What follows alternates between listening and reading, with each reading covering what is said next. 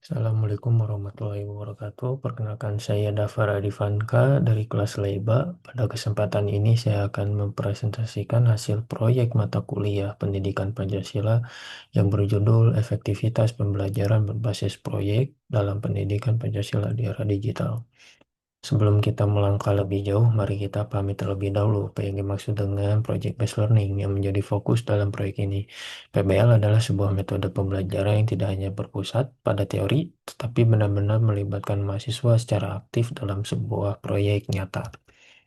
Baik, kita mulai dari latar belakang masalah. Ada beberapa tantangan utama yang kita hadapi. Pertama, bagaimana menjaga keterlibatan siswa agar mereka tidak hanya tahu, tapi juga mau implementasi dalam kehidupan sehari-hari mereka. Yang kedua, bagaimana kita bisa integrasi teknologi secara efektif untuk meningkatkan kualitas pembelajaran itu sendiri. Dan ketiga, sejauh mana kesiapan para pengajar atau guru dalam adopsi teknologi secara optimal dalam proses belajar mengajar. Seringkali kendala ini muncul karena metode pembelajaran yang teoritis dan dirasa kurang inovatif. Tantangan ini menjadi semakin kompleks di era digital saat ini. Masuknya teknologi modern seperti internet dan media sosial secara masif sangat mempengaruhi pola pikir dan cara belajar mahasiswa kita. Dan perlunya metode pembelajaran yang inovatif dan interaktif. Salah satu pendekatan yang dapat kita gunakan adalah project-based learning. Berdasarkan latar belakang tersebut, proyek ini mencoba menjawab beberapa pertanyaan. Yang pertama, sejauh mana sebenarnya efektivitas project-based learning dalam peningkatan pemahaman mahasiswa terhadap pendidikan? Yang kedua, bagaimana teknologi digital dapat kita manfaatkan secara optimal dalam penerapan PBL? Yang ketiga, apa saja strategi terbaik yang bisa kita terapkan untuk atasi berbagai tantangan dalam implementasinya? Yang keempat, ataupun yang terakhir, bagaimana PBL dapat mendukung penguatan keterampilan penting seperti berpikir kritis, kolaborasi, dan kesadaran sosial pada mahasiswa. Untuk menjawab pertanyaan tadi, proyek dilaksanakan melalui beberapa tahapan. Tahapan awal ada observasi dan fokus group discussion atau wawancara. Dari sini kami identifikasi beberapa permasalahan nyata seperti metode yang masih dominan teoritis, minimnya pemanfaatan teknologi, dan rendahnya keterlibatan mahasiswa itu sendiri. Berdasarkan pertemuan tadi, kemudian kami merancang beberapa pelaksanaan contoh kegiatan proyek, di antaranya pembuatan konten yang edukatif berupa video pendek, pengembangan modul pembelajaran yang kolaboratif, dan juga kampanye digital mengenai pentingnya pendidikan karakter. Dari pelaksanaan proyek ini ada beberapa hasil dampak utama yang kami temukan. Yang pertama, mahasiswa menunjukkan pemahaman yang lebih aplikatif, terutama saat mereka mengaitkan dengan konteks sosial dan saat bekerja sama dalam tim. Yang kedua, penggunaan teknologi digital seperti media interaktif dan platform digital terbukti efektif dalam meningkatkan motivasi dan keterlibatan mahasiswa pembelajaran. Ketiga, dalam hal keterampilan, mahasiswa terlihat mampu mengembangkan solusi yang lebih kreatif untuk masalah nyata serta mampu kolaborasi dengan baik dalam tim.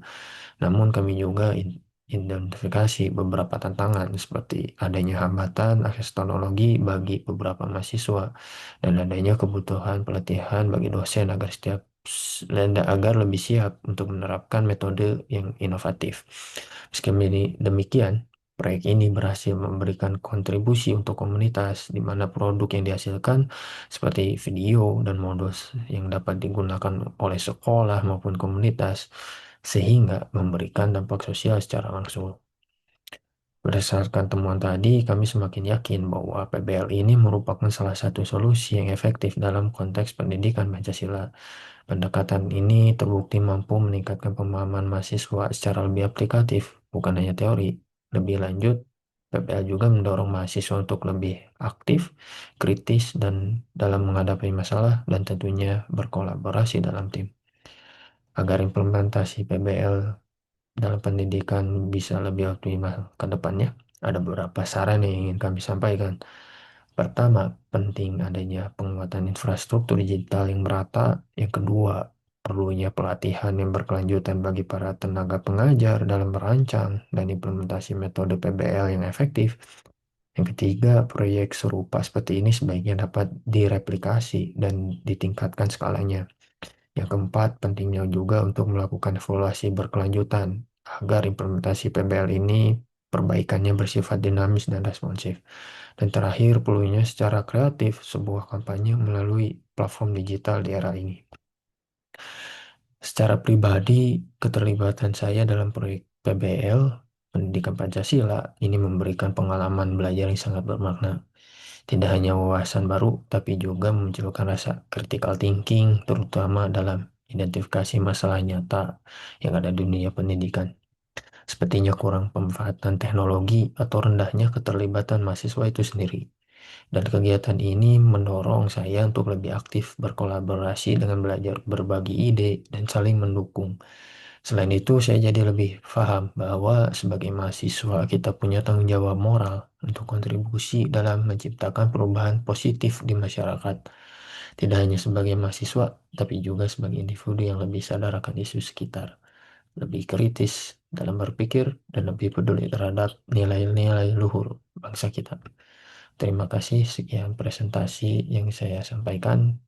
Saya berharap apa yang telah dipaparkan memberikan gambaran jelas mengenai proses, temuan, dan refleksi pribadi saya tadi dari proyek Project Based Learning Karakter Building Pancasila ini. Terima kasih banyak atas perhatiannya. Assalamualaikum warahmatullahi wabarakatuh.